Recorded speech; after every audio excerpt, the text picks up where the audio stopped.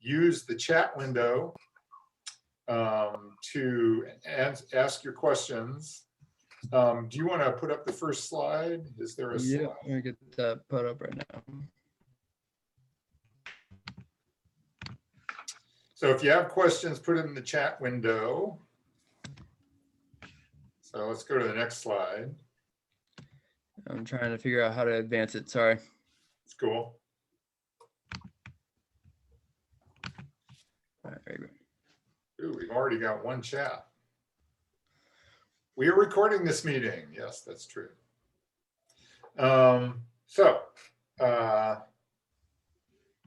We'd like you, wasn't there a housekeeping one before this, or is that after? Yeah, okay, housekeeping.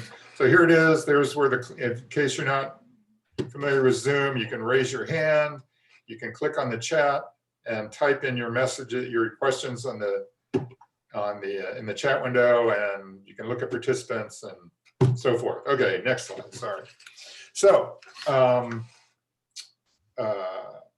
we would like to, we want to invite everyone here to get involved in our bike advocacy. So we're asking you to please become a member of Bike Miami Valley, and you can do that at bikemiamivalley.org. It's cheap. And by doing so, you'll help us to get more political clout. The more people we have, the more political influence we have. So join Bike Miami Valley and help us make our community better for cyclists. We also invite you to join us at our Regional Advocacy Committee meeting next Tuesday night. That's March 16th at 6 p.m. We're going to just, since we're doing this by Zoom, we thought, what the heck? Let's open it up to everybody. We're going to have two speakers, Brian Hausch from Rails to Trails and Bob Steinbach from Citizens Climate Lobby. He's going to be talking about his work on climate change efforts. And then the Zoom window and the Zoom is in the chat window for that. So it'll be by Zoom at 6 p.m. And then finally, save the date for the Miami Valley Cycling Summit. Those are on Fridays on May 7th and May 14th. That's going to be virtual. So you'll be hearing more about this in the coming months. So let's get on with our presentation. We have three stellar panelists for you this evening. First of all, not first of all, but first one on my list is Chris Buck.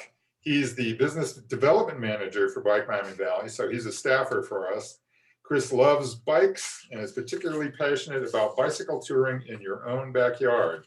So you can catch him on weekend outings along the Miami Valley trails and advocating for more bicycle-friendly Miami Valley. Our second panelist is Randy Ryberg. Randy is the bicycle program coordinator for Fiverr's Metroparks. And he's got his fingers in so many cycling pies, you wouldn't believe it, but just say he represents the Park District on the Regional Bikeways Committee. He's on our Regional Advocacy Committee. He's on the City of Dayton Bike Walk Ride Committee. In addition to that, he facilitates cycling and mountain biking programs for Fiverr's Metroparks and coordinates bicycling content for events such as the Wagner Subaru Outdoor Experience. He's a certified instructor by the League of American Bicyclists. He's also served on the Miami Valley Mountain Bike Association and continues to work with that organization to bring more mountain biking opportunities to the region. And our third panelist is Lucy Sanchez. Lucy was formerly the outdoor event coordinator at Five Rivers Metroparks. She's currently a naturalist at the Centerville, Washington Park District and an outgoing board member. And she's a backpacking guide for the Outdoor Adventure Connection. She's an avid hiker, biker, and outdoor woman, but her greatest adventure is raising two strong puddle stomping girls. If you've seen any of her videos, you know what she's dealing with. So anyway, lady and gentlemen, take it away. Right. So the first thing we wanted to kind of talk about was what exactly is bicycle touring and how that relates to how we can go out on adventures in our local backyard and using our local trail system. And we had a really good discussion about what actually is bicycle touring. And, we came up with, it could be something that you just do for a long single day trip, as it says here on the screen. This is actually a definition that I found from Bicycle Touring Pro, which is a great resource for long and short trips. But yeah, it's typically an overnight endeavor. It can be a long single day bike ride where you're just exploring your local area, or a multi-day event where your gear and food is carried for you in like a vehicle where, it's completely supported by some sort of a group, or you can carry everything with you. So that's really what we're talking about. And I mean, everybody loves to see like the videos and the stories from those big epic events, cross country stuff. And we're talking a little bit more about how you can just leave from your house or hit up the local trail and go out for an overnight trip or a 2-day trip using the nation's largest paved trail network. So we're going to go into planning your trip. I believe, Lucy? Me. Yes, I'm going to go on this one. Okay, so the why. So when you are planning your trip, you do want to try and figure out, like, are you more focused on the riding, how far you want to ride that day, just the ride itself, or the destination? Where are you trying to get, and are you going to hang out there for a long time at the end of the day, and what are you going to see along the way? So if you do plan a route where you're trying to get in a lot of miles, you are going to see stuff because you're still going at that awesome bike pace of, not as fast as a car, but faster than a walker. But you may not be stopping to do as much. If you travel like me these days with about 100 pounds of children in tow, you're going pretty slow and you're stopping a lot. And it's definitely all about the points of interest along the way, because you need to get off the bike and you need to stretch your legs, and any playground, candy shop, bar, anything, whatever fits who's in your group may be where you want to stop and take a moment. And then another big thing, though, about planning your trip, if you're going to be spending overnight, is where you're going to stay. So there are a lot of options in the Miami Valley, from anything from hotels. So like maybe you want to bike to downtown and stay in a hotel for the night, and then, do different options from there and bike different directions.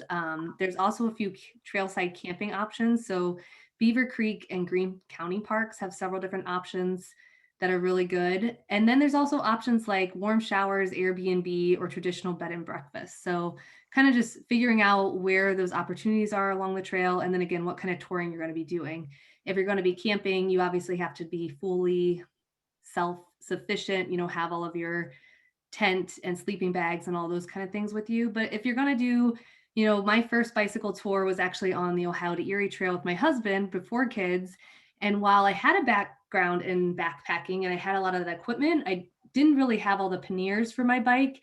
And we kind of just decided, we actually just want to not rough it. And so we were more about the miles, and we decided we wanted to bike to Lake Erie, and we just stayed in bed and breakfast along the way. So basically all I had to do then was take a little bag with a change of clothes and a credit card. And we just, had some snacks for emergencies, but otherwise bought all of our food along the way and overnight accommodations along the way.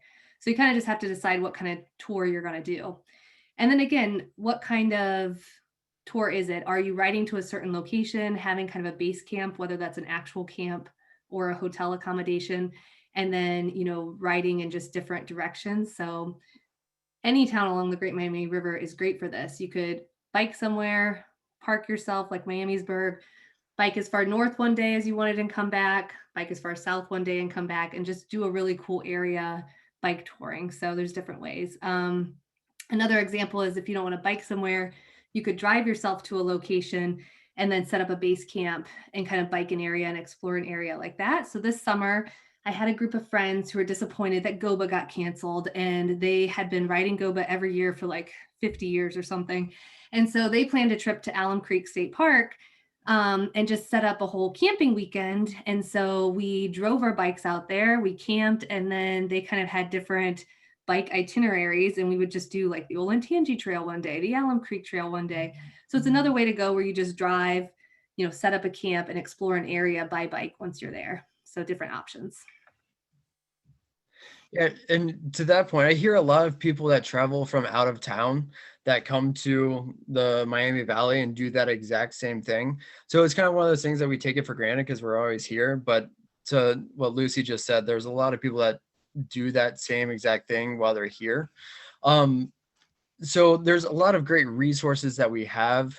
The Miami Valley Trails website has all of the map and the mileage and everything that you might need to plan an overnight trip in the area. So finding out where you want to go. If you wanted to go to, you think to yourself, I haven't explored Troy in years. I haven't been there for a long time. It might be fun to go get dinner and just ride your bike to Troy, stay the night in Troy somewhere, and then ride home the next day. It's the kind of thing that we're talking about. So the Miami Valley Trails website, it's miamivalleytrails.org, has that map and has that website. It also has a great list of all of the campsites that are along the trails. It might need some updating, but it's there for you.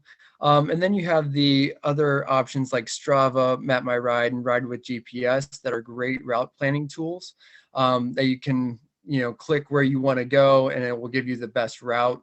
A lot of times it's just following along the trail, but maybe you want to ride from the trail to somewhere, to a destination, or if you want to ride from your house to the trail and don't know the best way to do that, those are great tools to plan that out.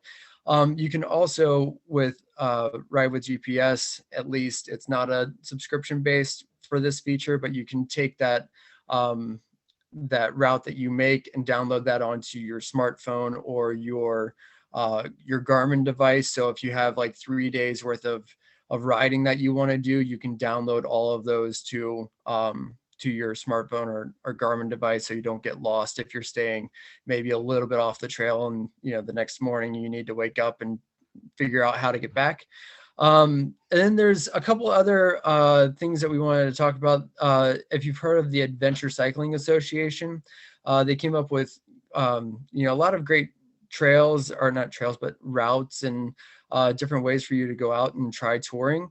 One of the biggest ones that they're working on right now is the Short Trips Initiative, which is exactly what we're talking about, which they are encouraging people to go out and explore their local area and explore the local trails for a 1 or a 2 night going out and spending the night outside, and then Bike Overnight Weekend is coming up on June 5th, and that can be found on the Adventure Cycling Association website as well. And that is exactly what it sounds like. It's encouraging people to go out on June 5th to go camping or just travel by bike for a day and stay somewhere. I know a friend of mine that took the Little Miami Scenic Trail from Dayton and rode down to Cincinnati and watched a baseball game and spent the night and rode back the next day. So like those kinds of things are some that we have the opportunity to do. Going to Cincinnati or going to Columbus by trail is incredibly accessible from here. And if the mileage is too much for one day, make it a 2-day trip. And so those are the kinds of things that we have available to us that we want to bring some attention to. So there's also a couple of long distance trails that use our system. The Ohio to Erie Trail, as Lucy talked about earlier, is from Cleveland to Cincinnati, or Cincinnati, Cleveland, whichever way you want to go. Their website is also a great resource. They use all of the Little Miami Scenic Trail, as well as the trail going from Xenia to Loveland. That's all part of the Ohio to Erie Trail. The Buckeye Trail is a route that circumnavigates the state of Ohio. It is a hiking trail primarily. On bikepacking.com or bikepacking.org, there is a Buckeye Trail bikepacking route that goes on the western side of the state that is pretty rugged and looks like a lot of fun though. But the Buckeye Trail that comes through Dayton goes from the Piqua and Troy area all the way down using the Paved trail network out through Xenia, I believe. And then the Adventure Cycling Association does have the Underground Railroad trail or route that goes down south, but there is a spur that creates a really nice loop to go around Dayton and down through Miamisburg and then over by Caesars Creek. So there is a great loop that you can check out, and it uses the trail for the most part, and then pretty lightly trafficked road route as well. So there are a few established tours if you're looking to get into doing something, but you don't want to go out and do it by yourself. Maybe you think, if you could have somebody move your gear around. GOBA is the biggest one in Ohio. It's the Great Ohio Bicycle Adventure. They will pack your gear and move it from spot to spot, and you just focus on riding and enjoying yourself.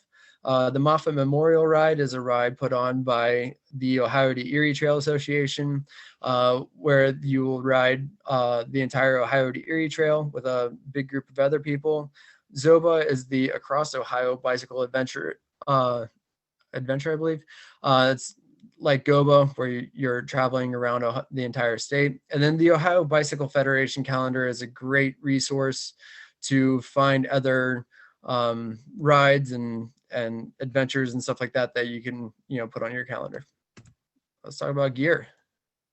And before Randy gets into this, we want to make sure that Bike Miami Valley in no way endorses you stealing anybody's gear. Go ahead, Randy.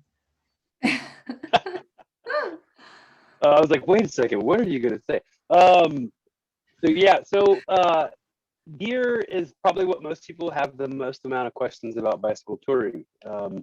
And my background from a long time ago was in backpacking. And what we used to always tell people is that get into backpacking, when you're starting out, all the gear is really expensive, just like bicycle touring and bikepacking. So you got to beg, steal, and borrow. So it's really about being creative and finding ways to make your experience happen.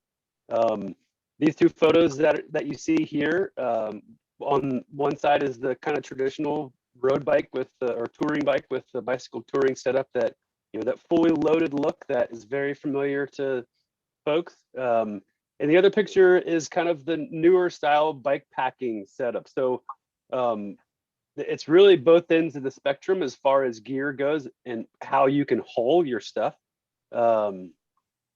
What's great about this, and this is kind of the takeaway I want you to have, is that these are two extremes of styles of bicycle touring, but you can mix and match the different ways of hauling your equipment and really almost outfit pretty much any bicycle with ways to haul gear for an overnight trip.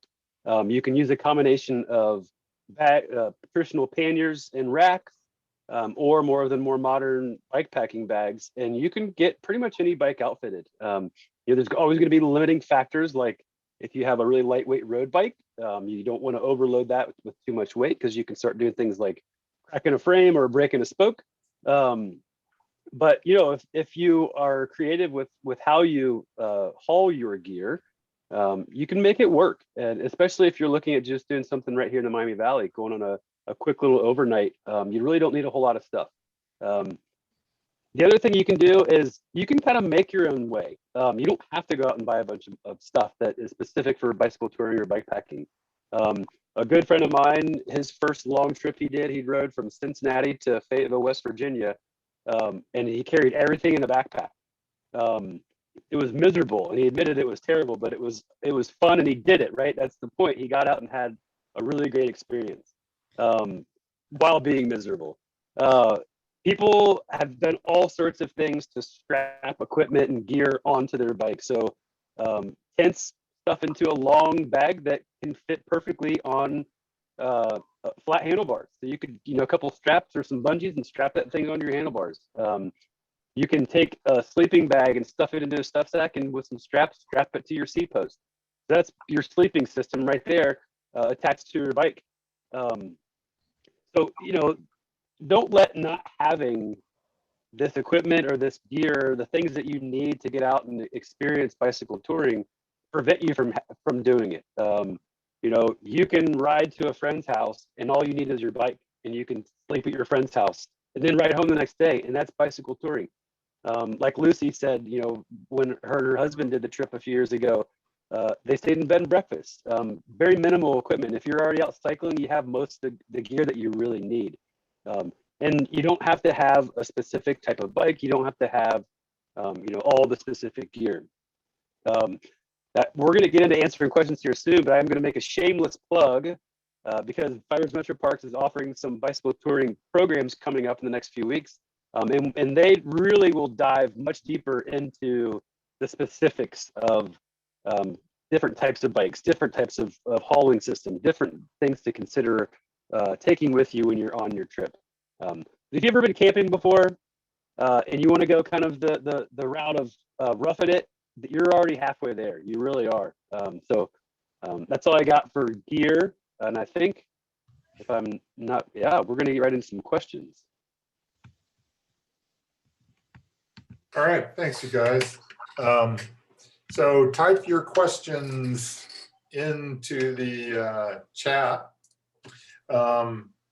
box if you have any. I have some. So I've got an older bike that I'm thinking about. It's a touring bike. It's a Schwinn Paramount. It's an old Schwinn Paramount. And so how big of tires would I want to go on a limestone trail, say the Cumberland Gap, to do that ride? How wide of tires would be good? What kind of tires would be good? I did the Cumberland Gap a few years ago on my road bike. It had very, very skinny tires and it was fine because it's like hard packed limestone. Now I've heard if you go beyond the Cumberland Gap and do the C&O2, it's a little bit bumpier. The reason we stopped was because we were actually pulling our 1-year-old daughter in a trailer. So we were told it was too narrow past Cumberland to continue on with a 2-wheeled like chariot behind us. So, but for the Gap, whatever tire you have is fine because mine's thin and it worked fine. Yeah, it depends on how much weight you're carrying as well, Ken. So if you're carrying a lot of weight with you, you're gonna want some beefier tires on it. Well, my next question was, how much weight do you carry if you're going to be self-supporting? It depends on your gear. and that's like not the best answer, but it really does. I mean, if you're carrying, a 4-person Coleman tent, it's going to be a lot different of an answer than if you're carrying an ultralight backpacking tent. So it really does depend on the gear that you're carrying. So yeah, I'm not trying to be sarcastic with the answer, but it's true. It depends. The answer is it depends. It depends. We're gonna give that answer a lot. So it's something about tires too, Ken. I'm a mountain biker at heart, and I like the fattest tire I can fit on my bike.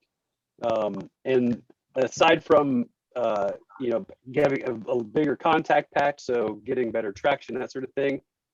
Ultimately, a bigger, wider tire is going to be a softer ride. So if you've been out on a road bike and you've got lots of miles racked up on really skinny tires, those tires that are really skinny are going to be very efficient. But you start loading extra gear on that same bike, your ride's going to get a lot more harsh. So it's a combination of things. I tell people even for just road riding and commuting, the fattest tire you can fit on your bike that is compatible with whatever bike rim you have, because there is a limit on how big you can go for the rim that you have. So we got a whole bunch of questions here in the chat. That's great. So let's get to some of those. Tanya asked, what are the details on the Metropark bikepacking program? I also want to know that. I'll look up. I don't have it pulled up right now. I'm not prepared. But I'll put a link to those programs. You can go to metroparks.org. And if you scroll down to the bottom of the page, it has our events and programs calendar. There's one coming up, I believe next Tuesday is the first one. And pretty much every Tuesday for the next couple of weeks, we've got a bicycle touring program. I will not be delivering those. Our in-house bike pro, bike touring expert will be delivering those programs, Jordan Hart. You may have seen Jordan around on some other adventures. He has done a few presentations at the Adventure Summit at Wright State about some of his bicycle adventures. So check those out. And I believe, this Thursday also, Tom Helbig is doing a presentation on his big bike trip pretty much around the entire United States. So some fun bike touring adventures that will be presented on the next couple of weeks, and some good learning opportunities as well. Cool. And we're going to be following up after this presentation with resources sheet, and we can put those on there as well. Excellent. Jack Mosby asked, how much weight in the front panniers? I think that's a good question. I don't have It any depends. experience with front panniers, so I'm going to pass that up. I use the bags. I think it's I commuted for a while with front panniers, and there are some considerations with the style of bike that you have, and how the weight is distributed. But I've put like 40 pounds on the front of my bike once, and it was very weird to ride with, but it also was not a bike that was designed to have that kind of weight. So if you have a true traditional touring bike, it's designed to have weight in the front. So it's kind of another depends question, but you know, I wouldn't put too much. I think 20 pounds is probably good for most people. And that's a lot of weight. 20 pounds, when you start feeling what it feels like on the bike, it's a lot. Yeah, okay, that's good. Thanks. So no more than 20 pounds sounds like. You have to try it out and see how it feels. That's probably a good thing. Everybody should load up their bike a week ahead of time and probably ride it around a little bit just to see how it feels, right? Yeah, it's a good point, Ken. Anything that you're going to take out and use in the field, you need to make sure that you've tried it at home first and know how it works. You don't want to get somewhere and, you know, it's raining and you don't know how to set up your tent, you know, so, or realize that you don't have your tent stakes with you. So yeah, it's one of those things where you need to know how your gear works and how it feels on the bike and how you're gonna set it up, and just practicing setting up and you know, attaching everything to your bike and know where everything goes before you even set out to do anything. Cool. Good advice. Carolyn asks, what safety things should I consider as a woman who wants to do solo bike packing? I think anybody can answer, but I've never done solo bike packing. I've done solo backpacking. So prior to having kids, I backpacked the John Muir Trail in California. And the first week I had my sister with me, and then the last 2 weeks I did it on my own. Although so much of that is, I think, just listening to your intuition. I mean, I don't think there's any extra things that a woman should do that a guy shouldn't do. So if you're going out on any kind of adventure, you should leave a plan with somebody who cares about you and let them know more or less where you're going to be, when you're going to be there, and when they should expect you back. You know, just that kind of safety plan setting. Aside from that, again, I've never felt unsafe, I guess, in the backcountry as a woman. I had an experience with a bear that felt unsafe, but other than that, it had nothing to do with me being a woman, I guess, if that makes sense. But yeah, I don't know if you guys have other tips or anything else, or if there's a specific concern that Carolyn is considering. I think you hit on the biggest one of letting people know where you're going to be, what you're doing, you know, if you're going to be with, or I guess solo, so you're not going to be with anybody. And then also, you know, if something doesn't feel right, then get out of that situation. Yeah. You know, you can always use part of your with biking, sometimes you get spread out. So I guess if you come up to somebody and something doesn't feel right, I mean, you maybe get on your bike and go, or you could say, hey, I'm waiting for my friend. They're just behind me. They're going to be coming soon. Maybe use that trick, but yeah. Yeah, and part of the pre-trip planning too, there's so many amazing resources out there. Chris shared a few of where you can find out other people's experience. So, you know, you can pick and choose where you decide to go based on others' experiences. So there's lots of women that have gone on solo bikepacking and bicycle touring trips. And that information is readily available out there when you're doing your research to find out what their experience was as well. And that's not just women, that's for anybody. Part of that pre-trip planning is sitting down and spend a little time finding more information about what's going on. Specific to the Miami Valley trails, if you're planning a trip right here in the Miami Valley, I have been getting reports about problems on the trails for over 6 years now with Metroparks, and there's very little. It's unbelievable how safe and how the paved trails and for the most part, all the camping areas around and outside, in and outside of Metroparks, there's just not a lot of problems that happen. The things that you hear about are vandalism and things like that. So as far as safety for an individual, I have no concerns. I've shared, with lots of folks that, our trails are really a very safe environment. Cool. Good thing to know. Tanya asks, for bike packing, is it good to have bike GPS or just old-fashioned maps? I think I'm kind of the guy who would have both. But I'd say both. I mean, if the map gets wet or whatever happens to it, you lose it, it's good to have a backup, and vice versa. If your battery dies on your GPS, it's good to have a backup. If you're using a GPS primarily, it's not like the map has that much more weight that's going to add to your rig. So yeah, I'd say both.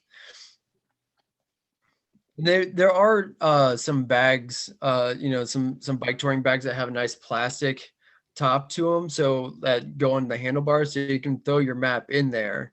So you have your turn by turn and all of your paper map right there in front of you. If you don't have, a GPS device or a mount for your smartphone or whatever it may be, then you can still use that kind of a paper map with the right on your bag that would be protected from the elements.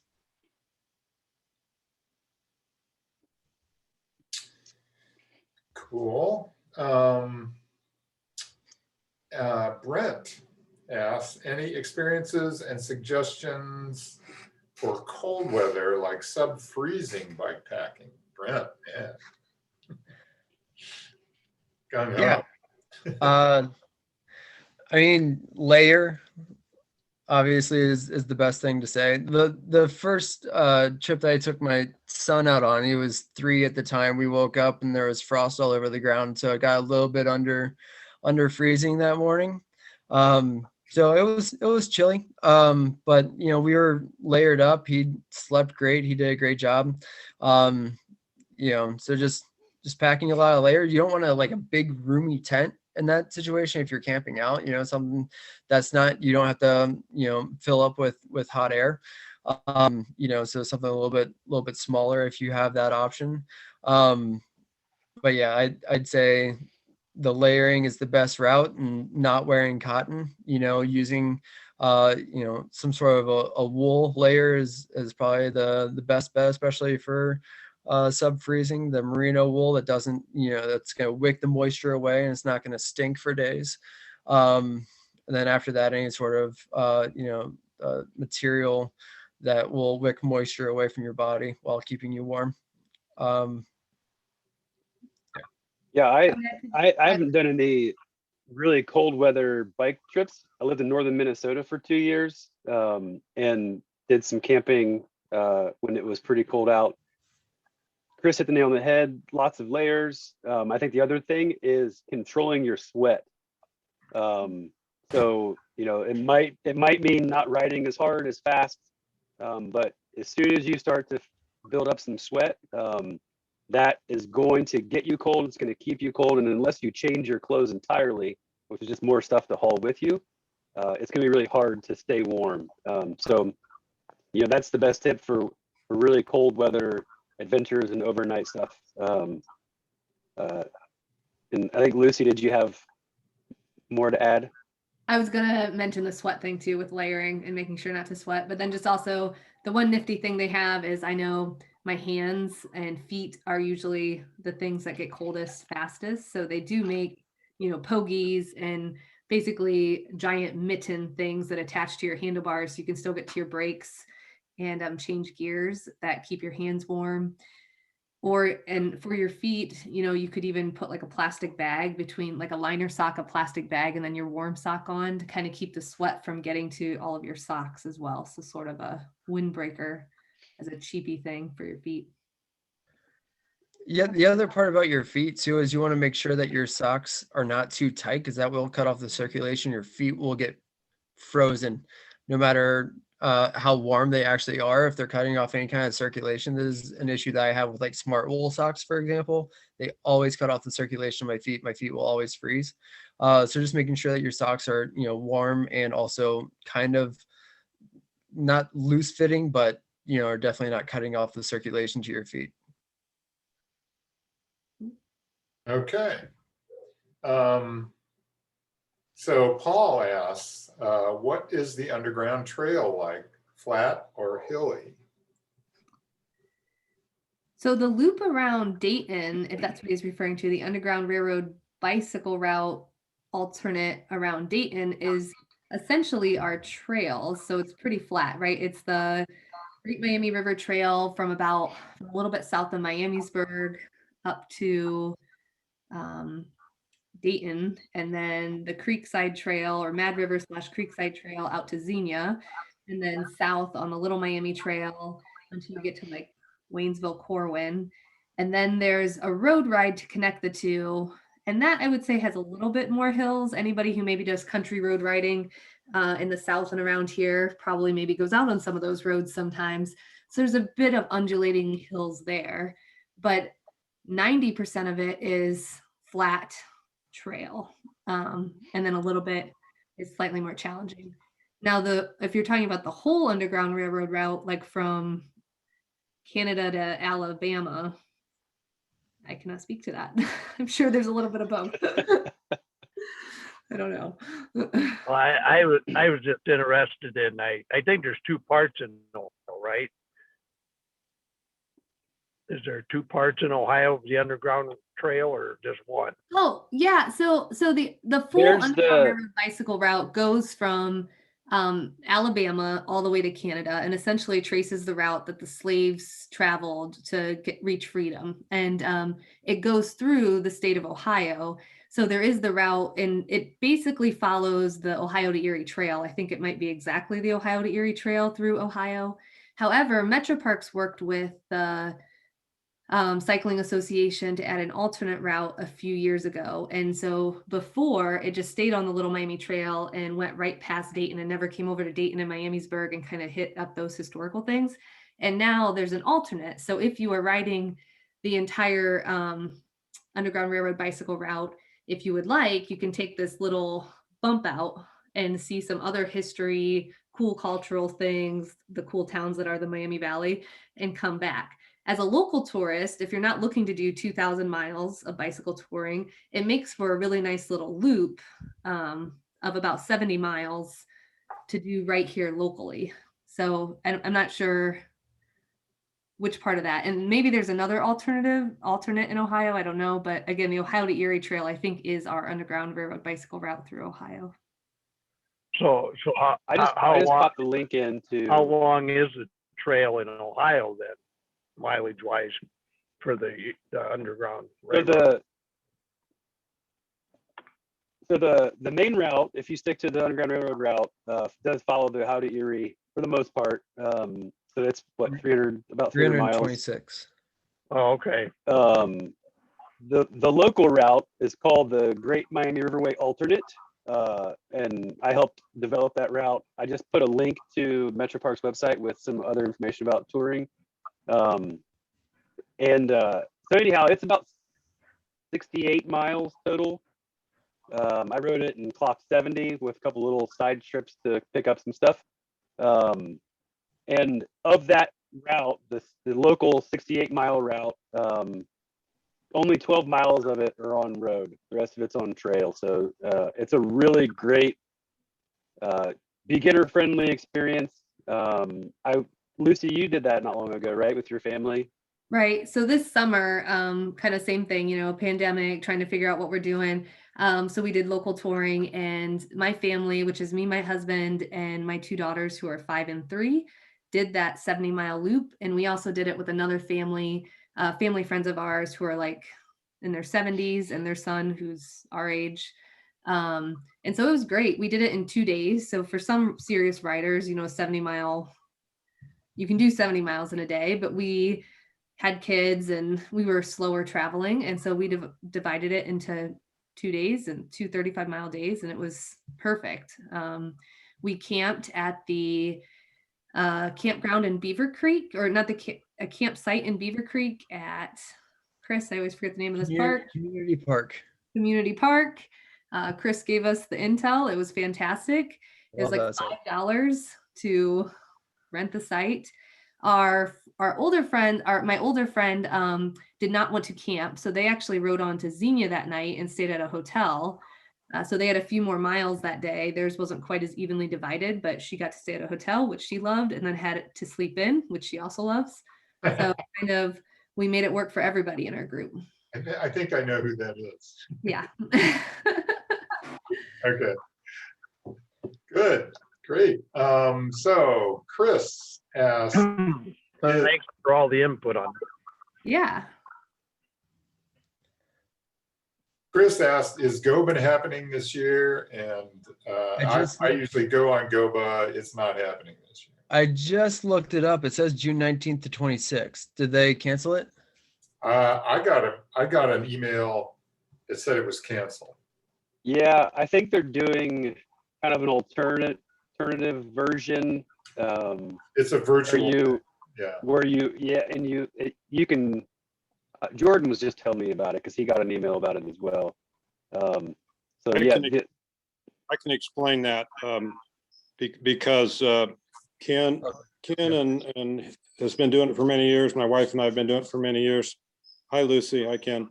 Mike was on this trip with me this summer. Hi, Mike. So anyway, we got an email from GOBA that said, since we had registered for GOBA last year and it got canceled, we were invited to go on what they're calling WOBA, WOBA, Western Ohio Bike Adventure. They're only going to, instead of 2,000 people, they're only going to take 500. And so the people who had registered last year and had put some money down, they get to be invited first. My wife and I just signed up for it. We're going to do it. And so it's the same time that GOBA would have been, mid-June for a week. And as somebody was explaining, what you do in this situation, we start in Xenia, you do a 50 or 35-mile loop, I think, depending on what you want, and come back to Sydney. You get in your car at the end of the day, you ride to Wapakoneta. You set up camp or go to a motel room. You've got your car. So every day you've got your own car. So from Wapakoneta, you do a loop and come back to Wapakoneta. You get in your car, you go to the next camp. In 2 of the places you're staying there 2 days, like Troy, I know is a double day, and one of the other cities. So it goes from Sydney to Wapakoneta to Versailles to Troy. So there's 4 towns, and 2 of those towns are layover towns where you're staying there 2 nights. And so 500 people, I suspect that they will not get 500 people on the first round, and that there will be some openings. So maybe just keep your eyes on that site if you're interested in going. That's right. I do remember those details now. I was thinking when I heard that there was no way I'd be able to get in because I didn't register last year. But you still, as soon as the people who registered last year decide whether they're going or not, I'm guessing there will be open spots because not everybody's going to be comfortable traveling so soon. So they will open it up to everybody else. Cool. I think our registration had to be in by the end of this month. So sometime in early April, they're probably going to open it to non-pre-registered people. Can you sign up for a waiting list now? I don't think so, but check online, send them an email. Yeah. Oh, here's a whole bunch in the chat, details about that, so, as well. So, but thanks, Mike. That's good to know. You're welcome. And I'll throw something else out since somebody mentioned the Ohio to Erie Trail. Here in Ohio, it's a fantastic trail. You could do that 326 miles over, many days, and have a wonderful trip, and have many places to camp or many places to motel. And we're really lucky to have that trail. To me, I think it's going to grow into what the Great Allegheny Passage Trail has become. I think the Ohio to Erie Trail is evolving into that, because you can see that there's now data online of places to stay and where the bike shops are and where to get water, where the city parks are and where to get your bike fixed. So I think it's becoming a grand trail, and that trail is almost all on bikeways.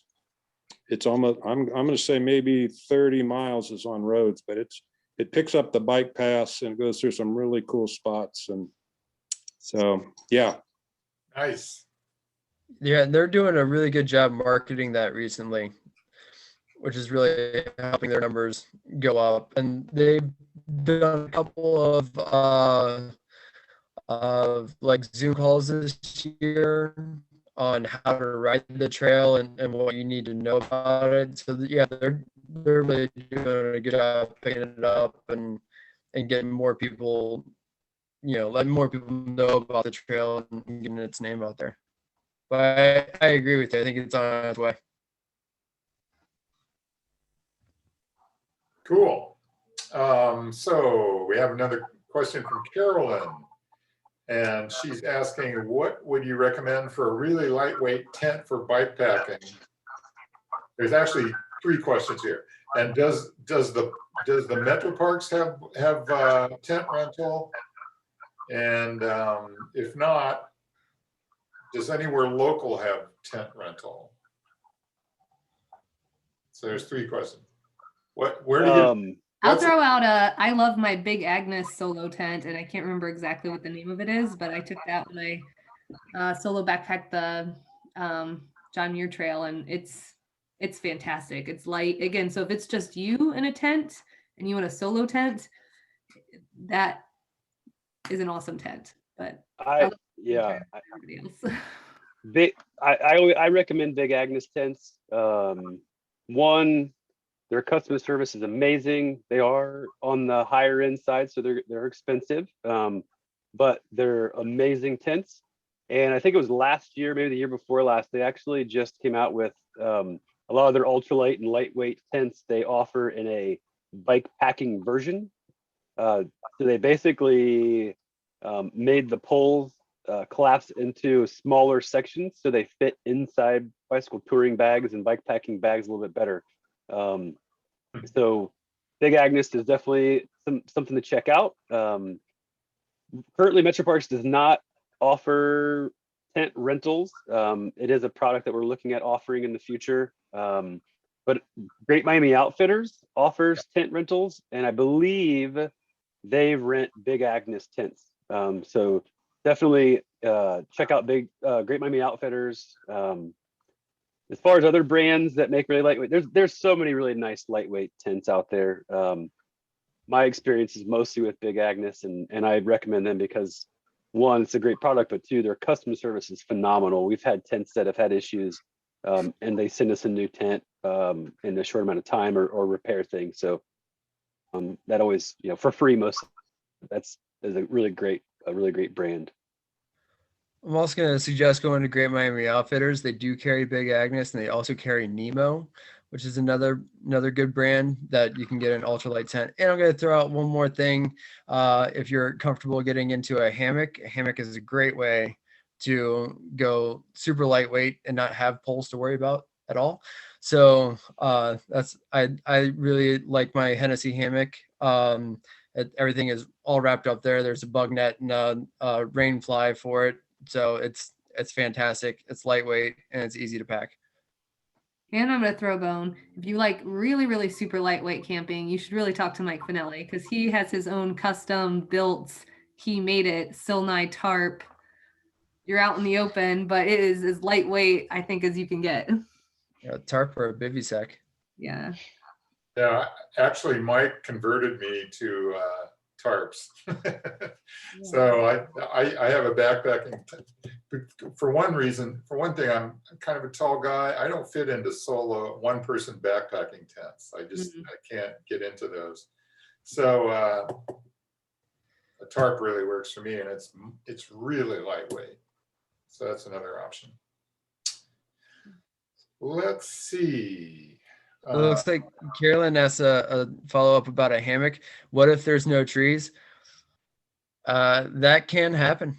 And in that case, you gotta kind of get creative and set it up on the ground or figure out something else to do. But yeah, that can definitely happen, and that is no fun. It can ruin a trip pretty quick. But yeah, Have you ever set yours up in like a shelter? Yeah, I had to just use the hammock as basically as a ground cloth and use the tarp and just tie it up to the one tree that I had. So yeah, it happens. It's part of your pre-trip planning, finding out. Right. There's actually places that don't allow hammocks. So some state parks, some national parks, and especially out west where there's not a lot of trees, don't allow hammock camping. Yeah. Or if you go to locally, if you camp in Xenia at Randy, is that Old Town? Old Town Reserve, yeah. Yeah, you're gonna be hurting for a place to hang a hammock there. So yeah, it's really a good thing. If you're going locally, it doesn't hurt to drive to wherever you're going the night before or the day before, or a week in advance just to scope it out and see what you're working with, and then so then before you go. Cool. Yeah, I just want to let everybody know, if you haven't looked at the chat, there's a ton of links in here. So there's a lot of information here that you want to get. Another question directed at Randy, I guess. How do we help influence Metroparks in adding rustic bikepacking camping along the Great Miami Trail? This is from Eric. So we started a process a couple of years ago looking at some gaps in our camping offerings, and primarily targeting long distance hikers and bikers because we have so many long distance routes.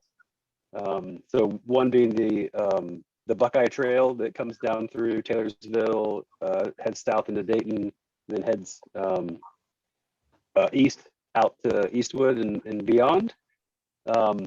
It's in the works. Not a whole lot of pressure that needs to happen. Right now, we are working through the details of the exact locations and what sort of booking process we're going to use. So it's in the works. We don't have a timeline of exactly when they will be released to the public, but we're looking at offering some trailside camping to target those, the long distance hikers and bikers, but then the added benefit is that anybody can use them, and those of us that want to go on local bike touring trips, that will be a possibility as well. So something's in the works, coming soon. I'm not sure how soon. COVID is a factor in when that product will be released. So I'm hopeful something will happen in the next year or two, which is probably slow to most folks, but that's fast for government world. So yeah, there's something coming. Cool. I see no more questions in the chat window. I do have another question, and that is, if I'm doing fully supported, if I'm fully self-supported bikepacking trip for, say, a week, and there might be some hills, is it do you really need do you need a triple in the front? I mean, do you need to have really low gears to haul that stuff? That's the question. Mike's nodding yes. That would help. You're gonna make us say it depends again. Yeah, I know. I know, that's what I'm trying not to say it. I'll wait until somebody else did. Yeah, I mean it would help if you know that there's some hills coming up. You're gonna want to make sure that you can gear your bike to where you can get up and over them. And when you're doing that kind of a thing, if you're touring, you're riding all day, you don't have to crush up the hills, so just make it so you can just keep spinning until you get to the top. But yeah, it would help. There's a newer double that a lot of companies are putting on bikes. It's like a subcompact double that's a 4630. And then if you get a wider range cassette, it covers the same range. You just don't have the smaller incremental jumps in between gears in the back. So I'm a big fan. I have a bike set up with a 4630, and I like it all the time with a wider range cassette. All right, with the cassettes now, with the 12 speeds that are coming, I think Shimano just came out with a cassette that goes up to 52 in the back. So, and you should be able to climb up most walls with something like that on the back. That's huge. Cool. Well, our hour is about up. I don't see any. Are there any more questions? Anybody have any other questions to ask or things to say? I just want to say I've got a recumbent, and no matter how well geared, they're lousy on hills, and once your legs give out, you're done anyway. So, but I do like the comfort of the recumbent, but I don't like that part for the hills. Yeah, I didn't think about that. I know Brent DeVette looks like he's on this call. He rides a recumbent as well. I didn't think about that. You can also, I mean, it's a little bit, clunky, but again, on this last bicycle tour that we did around the Great Miami Valley on the alternate route, because I pulled the kids in a trailer in it's called a double weehoo, so it kind of sat this way, but we still had like an old chariot type trailer. So instead of getting panniers and stuff, we just threw everything in the other kid trailer. So my husband pulled the kid trailer with the gear and I pulled the kid trailer with the kids. And I mean, it gave us tons of flexibility. And the thing about that is, while kid trailers can be expensive, they're pretty common on like Facebook Marketplace. And if you're not actually looking to put kids in it, you don't really need to worry about safety rating. So you could get a really cheapy one, but throw all your stuff in it. So it's not as streamlined in the sense of, because it has the two wheels, you're one wider because you're now making yourself a trike. But if you don't want to load down your bike itself, it's a different way of riding. You still feel the weight, but it's something that people can do, and it's probably fairly inexpensive to find one. And then you can stick all kinds of gear in there. I mean, my husband brought his guitar or guitar-lele thing, so we were good. We had like a whole bike kit just in case something went wrong with this entire repair kit. I mean, we just like threw it all in. We're like, who cares at this point? We had like the 6-person Big Agnes front country camping tent in there. It was just insane.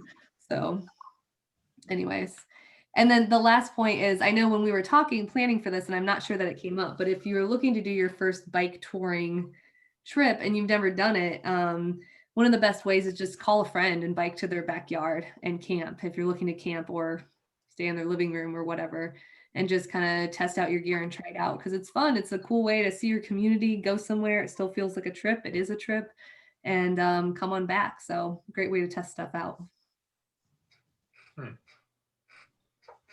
Yeah, that's a good idea. I like that idea a lot. The maiden voyage there. Yeah, either, depending on your level, that could be the adventure, or it could just be a great way to test out, for a longer trip. So that's a good way. Well, anybody else have any questions? Panelists, do you have any final thoughts?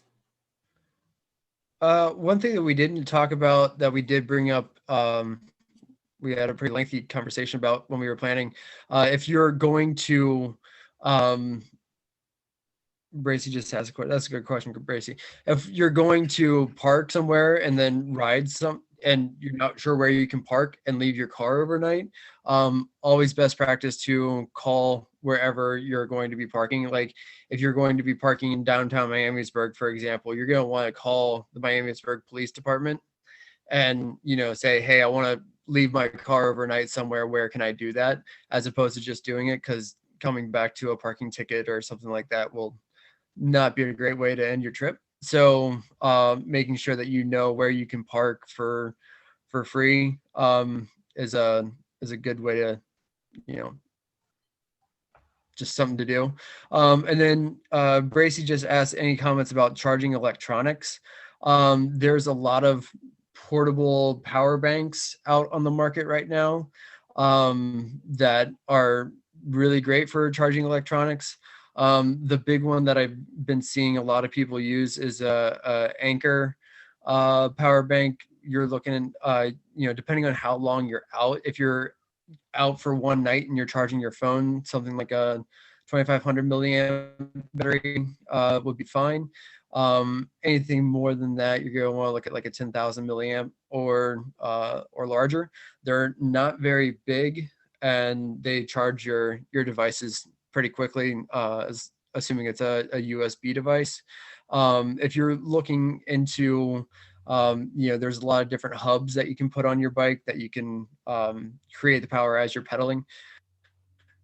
And then, just charge it from your bike. I don't have any experience with those. I know that they do exist. All my experience has been with a portable power bank. I would also say take advantage of your local businesses along the trails or when you're bike touring. Enjoy some carbs, get some donuts and plug in while you're there, kind of thing. Anywhere I go, even if there's not a plug right by like wherever I'm sitting, you can always ask. A lot of times if you ask the owner, like, hey, do you mind if I charge this while I sit here? They're usually pretty cool with it. Yeah, I thought I have one sitting around here somewhere. I don't think I do. Sorry. And Jack just put in the chat, for longer trips, there are some folding solar panels incorporated into a power bank. Yeah, I've seen those in GOBA, or I've seen people use those solar panels. I just don't know how well they work. Does anybody had experience with those?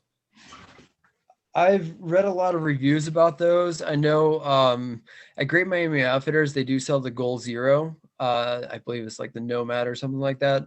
That one has gotten really good reviews, and it's something you can strap onto any of your bags and power your stuff while you ride or recharge your portable battery bank. So it might be worth popping into GMO and taking a look at that if you have the opportunity to. Nice. Jack says it worked on a week-long raft trip in Alaska. So there we have a satisfied customer review. Okay, well, this has been great. I've really enjoyed this very much. Thanks to Bike Miami Valley, Laura, for putting this together, and Chris and Randy and Lucy for creating the content for this. It's really great. Appreciate you all doing this. And Laura, do you have anything you want to add? I'll just say thanks everyone for attending. I know it was a beautiful day outside, so thank you for joining us on this Zoom. We will send out the recording of this session. Please share it if you can. And then I'll reiterate, we've got our Regional Advocacy Committee meeting coming up on the 16th. We'll also send out a link to that. And then the Cycling Summit on May 7th. We encourage you to register and attend. All right, I'm going to stop the recording. Thank you all for being here. Great to see you all. Take care.